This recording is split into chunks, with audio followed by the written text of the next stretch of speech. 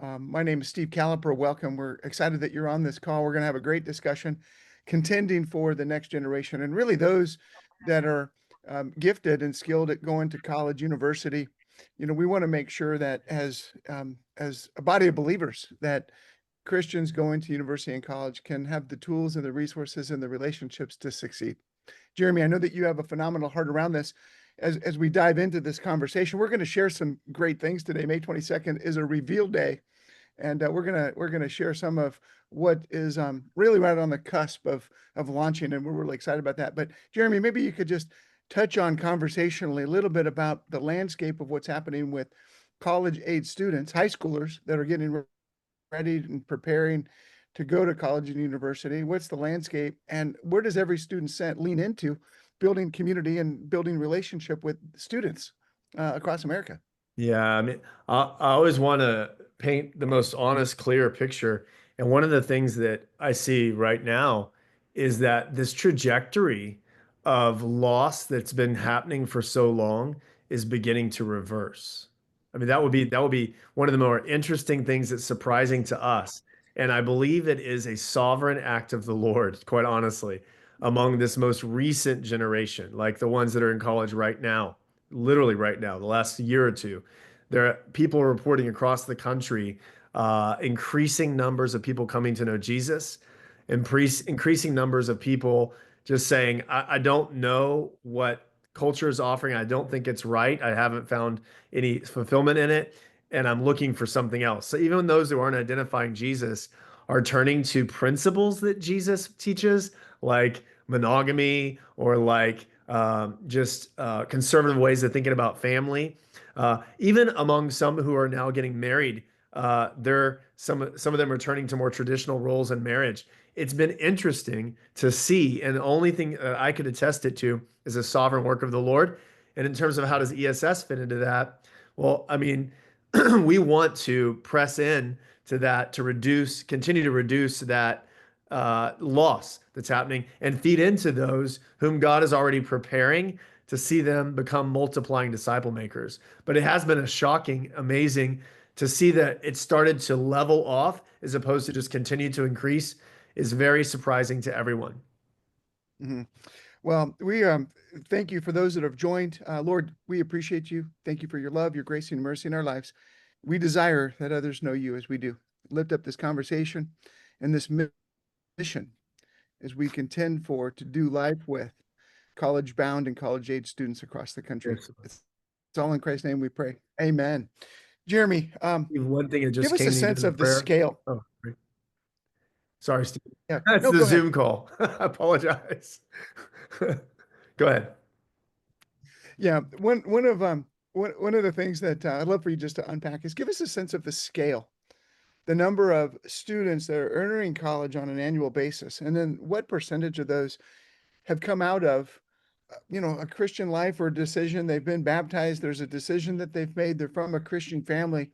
What percentage of those or numbers are going to a university that are Christians? And we certainly know that going to college, we don't need to lose them in college. But this is about empowering, equipping leaders, and then why not empower and equip the next generation so they can succeed through college, and to then be successful as young adults. But give us the scale of like how many numbers are we talking about? Yeah, out of all the students that go to college every year, of which there are millions, right? We estimate, and it's not just out of our heads, it's using census data, combining that with Barna data, American, and some of the other Pew data and a variety of others. If you combine all that together and begin to look at where high schoolers are, what the faith level is of high schoolers, and then where they're going to college, you essentially come up with a number right around 500,000. So there's about 500,000, if we were to call it our target group, our focus group of students who you would say these are students who have been involved in church in some way, in a meaningful way, and are now headed off to college. Yeah, and that is definitely significant. Now, Jeremy, share with us. This is annually. I'm sorry. I Yeah, didn't say, I assumed that annually. give us a sense of so we understand it because of course we're going to discuss here on this call becoming an ambassador to every student sense because we care about the next generation. But the Sure. next generation isn't just we care about them, we care about the landscape of our country and our nation, and we have an opportunity to potentially make it a Christian nation again. And to do that, we need to make sure we're investing in the next generation. What is the mission of every student sent? We're asking people to become an ambassador, give a certain dollar amount or greater, be thinking about others that might want to be a part of this discussion and this conversation, but really the results and the impact that every student sent is making. But Mhm. give us a sense of um, making sure that we know the mission. Yeah, I mean, one thing that I said at the beginning of the call was that there's this interesting inflection point going on right now. It really is. I would just tell you, as somebody who's done this for a long time, and as well as many others, it is a surprise to all of us. And that is that God is doing something. I mean, there's no other thing that can be attributed to except for the Lord. He's in this literal moment in time. I'm saying in the last couple of years, maybe even the last year to 2 years, right around there. Yeah, um, we're seeing this increase in interest in Jesus on campuses once again, this increase in faith among the youngest students. And it's just a sovereign moment.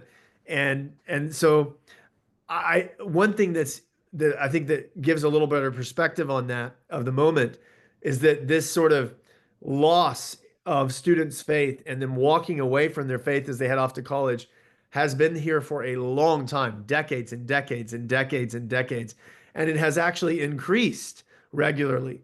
But what we're starting to see is a leveling, and what we're asking for is then a decrease. So that is an interesting inflection point that we're at, and not just me, but others across the country, other national directors of ministries and stuff, they're all reporting the same kind of moment to look at. And we're saying, Lord, how do you want us to be a part of this moment? Each movement, of course, is contributing in different ways. And so every student sent is working to unite together and bring together all the different college ministries, those that are working in church bases, parachurch, whatever, to reaching students to bring them together to be able to solve the faith crisis so that when students go to college, they leave prepared to walk in their faith. They leave connected before they even leave their house, or even within the first few weeks of school, that they get connected with other Christians. That means that on our platform and in our network with relating to people one on one and all those sorts of things, our tip is to connect them with friends, one on one friendships in their major or in their school as a whole, or who are also headed to school at the same time at the same college.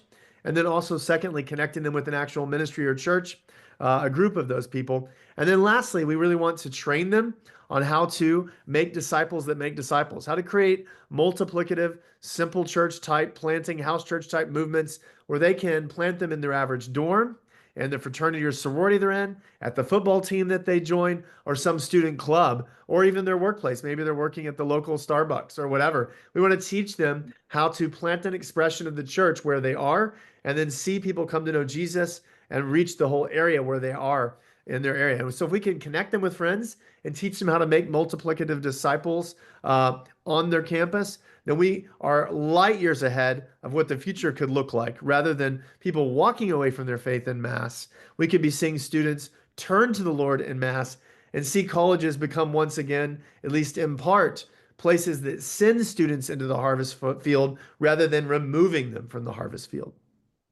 Well, Jeremy, I know that you got a couple of slides you want to show in this reveal of a great tool that every student on campuses, as they're a part of this mission and this community, will have. And we're going to have you show that in a minute. But here are two stats that I find that are pretty interesting. One is of everybody that graduates high school, about 25% go to college. And by the time that they reach graduation, about 25% of those that go to college graduate. So think about that as a percentage. It is actually only about 10% of college students actually graduate. But because of the community and relationships and the disciplines of Judeo-Christian values that are being instilled, we're seeing a higher percentage of those that actually succeed through college and graduate. There's a higher percentage of those that are Christian living out their faith in college. The other part too that I want to mention is that if we're really called to see and realize in the Great Commission a healthy body of believers everywhere, college campuses are a part of the everywhere. And so why not equip students not just to succeed, but then to thrive and to flourish and to help approach and to reach other students to know Christ as we do. Let them flourish and succeed on college campuses. Jeremy, I know you've got a couple of things that you want to share with us, but maybe kind of speak into that as you're pulling that up.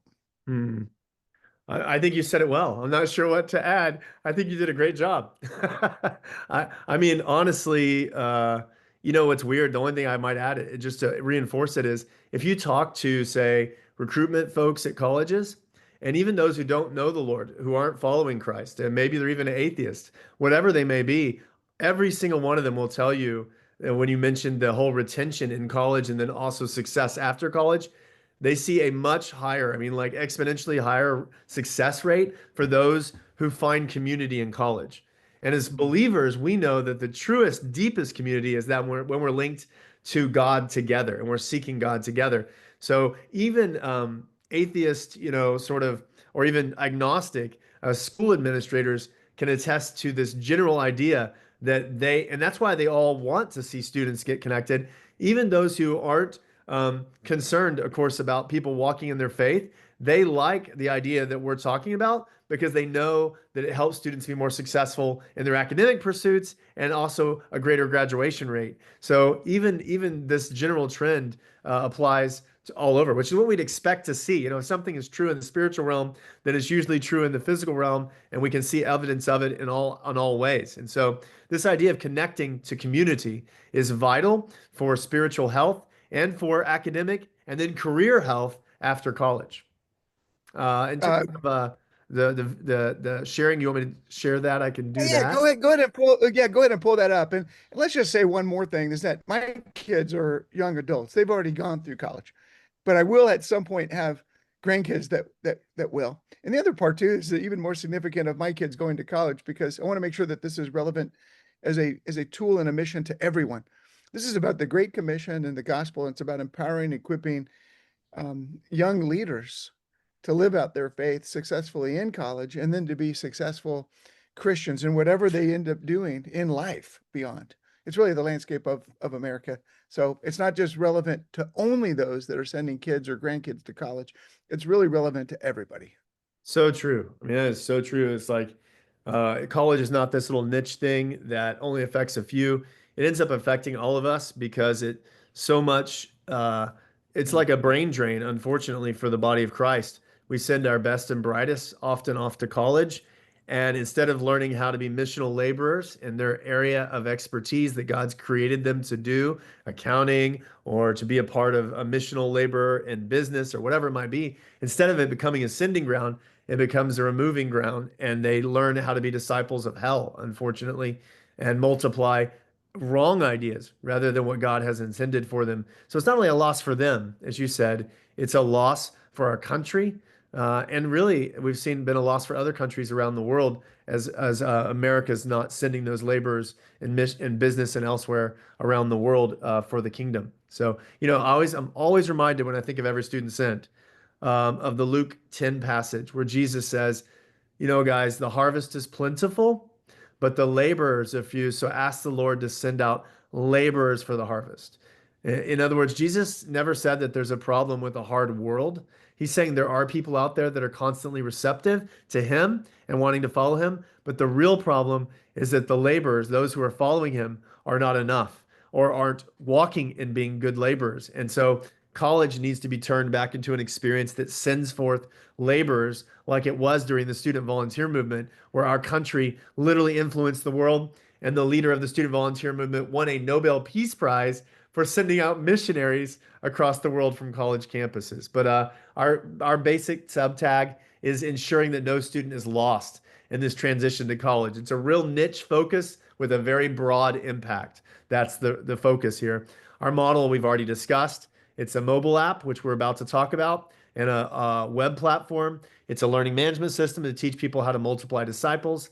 We work with channel partners, meaning ministries and churches all across the country. So we're not just referring to our own downline. In fact, we're not trying to create our own downline. We're trying to multiply everybody else's. And then really that's undergirded with the idea that it's not just about college, but it's about helping students figure out what their career should be, what their calling is in the Lord, and how they're made so they can walk forth as missional disciples in the place that they're best made for. We call this the refreshment revival sweet spot. And that is this idea that instead of a 70% or 50% loss of students that walk away from the Lord, if they were turning to the Lord, and then they're also reaching other freshmen who are all eager to meet one another and they're sharing their faith, it becomes a multiplied graduates who are walking in their faith and reaching marketplace and culture. Overall, we'd like to see in 3 to 4 years being able to touch 300 to 350,000 of those 500,000. That we'd be able to see them going through the platform, going through the system, being trained at our conferences and trainings and one-on-one mentoring, all that stuff, as much as we can to touch at least 350,000 a year in 3 years, to 3 to 4 years. And you can kind of see the pictures there. As we scale up, the cost per student gets less. That's the big picture. And then in terms of the platform itself, this is how it looks on the web right now. It's targeted towards high school juniors and seniors. I would also say incoming freshmen, but meaning their freshman year. But if you look at it, this would be a typical college, University of Texas, Arlington. You can see all the different groups that are there. And when you get into each of those groups, you can see people who are part of them. And you can message the leaders of those groups, but whether they be staff or whether they be students, and directly in real time connect with them on the platform there. This is also, many of you already have seen this, and those who watch the recording will see this as well. This, you can see a sort of a group in it. You can see how people can be connected across dorms, majors, friends. They can search for individuals, all of those things. And then also there's a learning management system that's quite extensive that teaches people how to make disciples that make disciples. It's all video based. It's very advanced and interactive, and this allows people to do that. The other way we want to train people is via live seminars just like this. And then also a big need we have is to build a team of people who, when someone signs up on our platform, they're able to reach out to that person, and that every single person that signs up to our platform gets a personal touch from a live person who helps walk them through not only the platform, but thinking through a few things and even ultimately linking them into some training for how to multiply disciples. We'd like to be able to touch all of them. In order for that to happen, we have to raise the money to be able to build a team like that, but we'd like to have a team of people that are making sure that everybody not only gets touched by a digital platform and all the content in it, but gets touched by a person. These are a variety of our partners there. You can see those all across the country. If they're youth ministry, if they're college ministry, we're in some way trying to work with them. As long as they're Christ-centered. Of course, this isn't about all faiths. It's about lifting up Jesus in the midst of students. This is something I want to slow down now on because it's new. The other part is stuff many who will listen to this call in the recording and who are here today, those of you who are here today that already know, but this stuff is new. And this is what I want to talk about is one of the ways we want to start, we're making some changes in how we approach is to begin targeting city by city. Instead of a broad-based approach where we're beginning we're bringing in students from everywhere, that will still exist in our platform. We'll still have the ability to do that. That's present. But we really want to personally focus our energies on a few major cities where there are lots of high school students headed off to college who are Christians. Because if we can begin to move the ball forward there, they will become shining cities on a hill, no pun, well, pun intended, for how we send students into college. And the way this works is simple. Every student sent allows us to track based on sending. So we can say to a group of leaders in a city, business leaders, ministry leaders, church leaders, let's make it so that in your city, no student gets left behind and headed to college. Or be more specific, let's say that in Dallas next year that we have sent 3,400 to 3,500 students successfully into college that would have ordinarily had a 50 to 70% drop off. And we would monitor that fact in every student and track that with those leaders.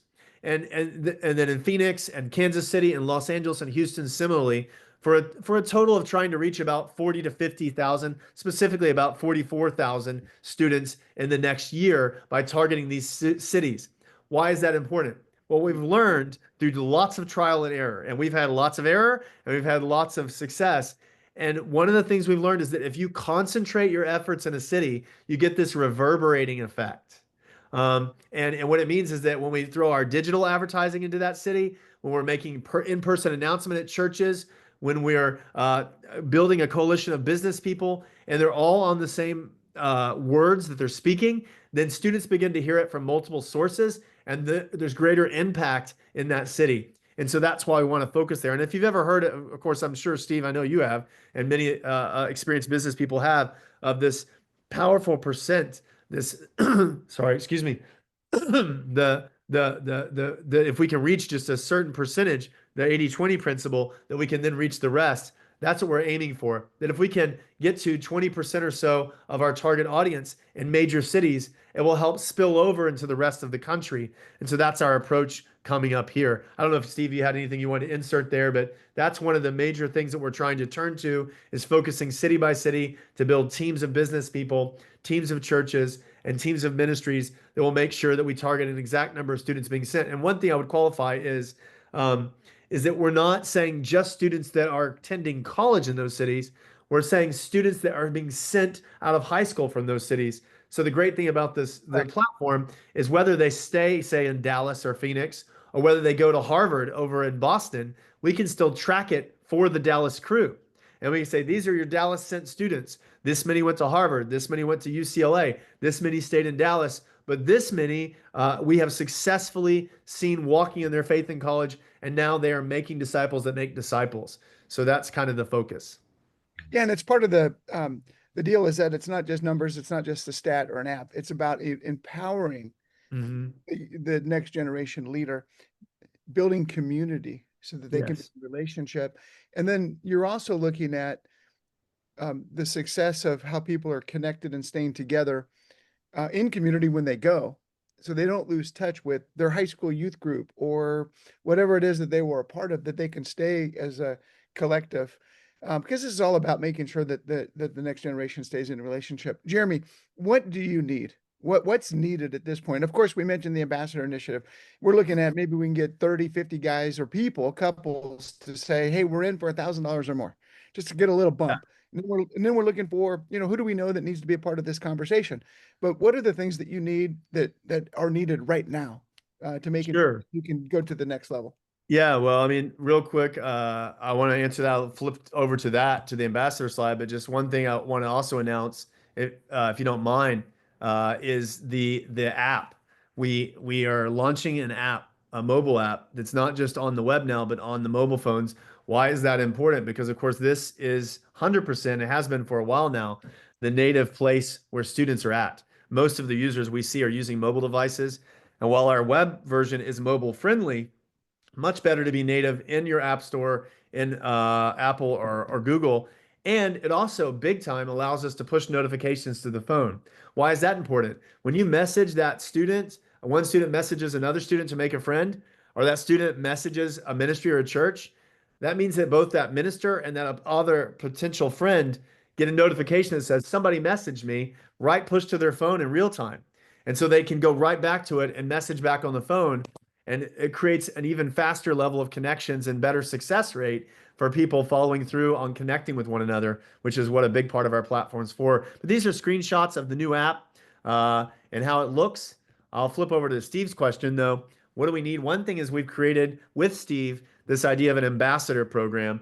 And that's just people who are committed and faithful leaders who are wanting to empower the next generation of believers. They will pray for every student sent regularly. They'll attend our ambassador meetings and strategic gatherings. We're not going to have a bazillion of them, so don't worry. You're not committing to, a once a week type thing, but we want to have regular input from these folks and regular coordination with them, especially in those cities that we're focusing on. They would give their time and talents to advance every student sent as only they can. So different types of business people have, of course, different skill sets, and we want to be able them to give their time and talents in that way. And then they would introduce 4 or 6 other people to the work of every student sent via our live calls, our in-person gatherings, etc. And then they would invest $1,000 or more annually into every student sent. So they're basically putting their money where their mouth is, which we ask that of our board members, of everyone, because where our time and treasure is, that's where we find people will invest. And then they'll invest more in terms of sharing with others. And it's also more impactful too. When we invest our own finances, then when we share with others, it has more impact on them because we can say, hey, I'm involved in this. And then lastly, in return, they'll have a front row seat, a real front row seat, and be actually not only watching, but participating. And they'll get specific ministry updates just for them. And of course, an opportunity to continue to give help and input using their gifts. We need that Mhm. especially in those cities I was talking about. Everywhere is good, but we really want to dig even deeper in those cities. And the other ways beyond that, Steve, is just generally supporting financially. Maybe they don't want to be an ambassador, but they just want to give. Maybe they want to just volunteer, but not the full ambassador program. Fine. Ways you can volunteer that's maybe a smaller level. Maybe just mentor a student. Maybe have a phone call or two. Those are kinds of mentors and volunteers we'd love. Maybe it's helping program something. Maybe it's hosting something in your home once. There's a variety of ways we can volunteer beyond just the ambassador program. And then for those areas and cities where we are trying to dig deep, we want to create advisory boards.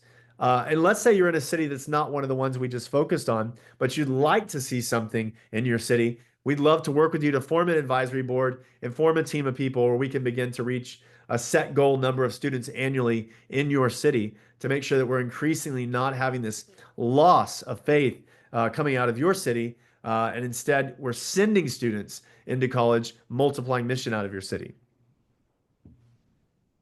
Yeah, Jeremy, well said. And I just realized I need to give you an updated picture, but that's okay. Ah, I don't know. That's a pretty nice one right there. Well, Right? anyway, one of the things that I think I'd love to have you just kind of speak into and share about, which is your heart to why this mission. But before we do that, Yeah. there's certainly people that want to potentially support and give and be an ambassador, give it a certain level to just say, national, Jeremy, you and the team, use it as you need, wherever most needed. But the other emphasis is that why we created kind of the areas of interest is because people in America, we like to invest in things that are in our communities, whether it Yeah. be Dallas or Southern California Mhm. or Houston. We like to invest in things that are happening and curating from our home in our community. But share with us, Jeremy, why in your heart this mission? Why now? Why this mission today? Mm. I mean, it's so we can get lost in the numbers. But I mean, bottom line is, I mean, there's not a one of us probably who's listening to this recording or who's on right now who hasn't heard in our own life or in somebody else's life this story of my son or daughter or my grandchild or my friend's friend sent their kid off to some school, some college, and they were following the Lord, and then they got involved with bad things, bad students. Now they're alcoholic, or now they're doing drugs, or they got somebody pregnant, or they're no longer walking in the life that they had wanted to be in, and now they're not doing well. So many, and most importantly, they're not following the Lord. And that, of course, results in all these negative things. And what that means on a person by person level is the loss of somebody's destiny. The loss of, I mean, God didn't create any of us for that kind of just poofing, losing an entire valuable life because we're not following the Lord. And what a horrific thing that just because somebody wanted to go learn about their career, they somehow gave up their faith. And those two things should be molded together. And the college board and your average high school is talking to people about how they can be successful academically in college. And no one is merging this idea of being successful and walking in what God's created you to be, and also walking in your faith and not just picking college because it's the right academic decision, but picking college because you understand whom God's made you to be, and then you know how to walk as making disciples in that arena. And that's a game changer. And it's got to be something we follow through, especially in this society which we live in, increasingly where America has turned from the Lord.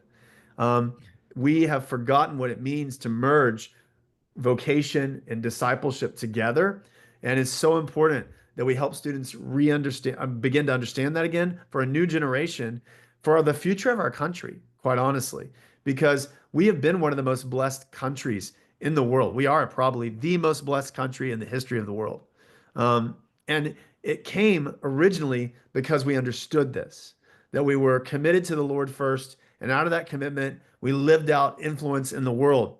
And that resulted in, what history books call the Protestant work ethic or the Christian work ethic. But reality, what it is people just following the Lord and walking in his favor and influencing culture. And we've lost that. We've lost that as a country. And the biggest reason we've lost that in big ways is because of colleges, unfortunately.